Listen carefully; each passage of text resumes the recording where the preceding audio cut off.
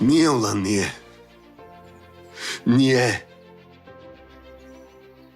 Taşacak Bu Deniz yeni bölümünde neler olacak? Videomuza geçmeden önce Esme'ye bir şey olmasın diyenler videomuzu beğensin, sayımızı görelim. Taşacak Bu Deniz'den en güncel gelişmeleri takip etmek için kanalımıza abone olup bildirimleri açmayı ve hype atmayı unutmayın. Heyecanlı bir bölümün ardından yeni bölümde yaşanacakları daha da fazla merak etmeye başladık. Her ne kadar Esme, Oruç ve İso'ya bir şey olup olmayacağı konusunda büyük bir endişe yaşamış olsak da ben yeni bölümde bu karakterlere bir şey olmadığını göreceğimizi düşünüyorum. Hatta o sahnelerde adeta içimizin yağları eriyecek diyebilirim. Çünkü son bölümde verilen gerilim hepimizi fazlasıyla tedirgin etti. Ama artık dizinin biraz olsun içimizi rahatlatan gelişmeler göstermesi gerekiyor. Şerif ise son bölümde ne kadar ileri gidebileceğini çok net bir şekilde göstermiş oldu. Artık onun derdinin sadece Adil'le olmadığını açık açık görüyoruz. Şerif resmen tüm Koçerilerin sonunu getirmek istiyor ve bundan dolayı da kaybettikçe daha da tehlikeli, daha da gözü kara birine dönüşecek.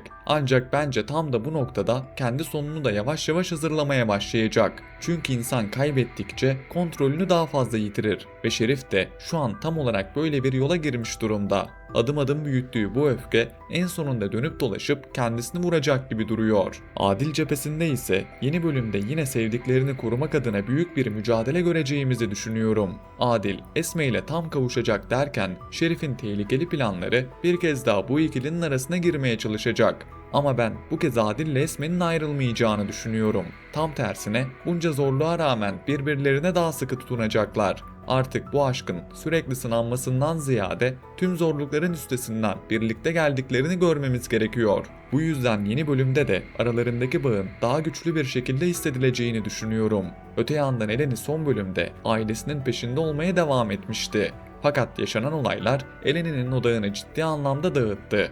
Buna rağmen ben yeni bölümde Eleni'nin çok önemli gerçeklerle yüzleşeceğini düşünüyorum.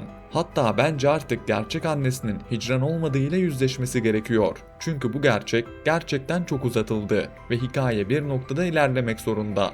En azından Eleni'nin Hicran'ın onun annesi olmadığını öğrenmesi bile hikayeyi başka bir yere taşıyacaktır. Üstelik bu yük sadece Eleni'nin değil, Oruç'un da sırtında ağır bir yük olarak duruyor. Artık Eleni gerçekleri öğrensin ki Oruç'un da taşıdığı bu yük biraz olsun hafiflesin. Tabi bu gerçeklerin ortaya çıkması Oruç ve Eleni aşkını da ne yazık ki etkileyecektir. Çünkü Eleni Oruç'a neden daha önce konuşmadığını sorgulayacak ve ona duyduğu güven ciddi anlamda sarsılacaktır.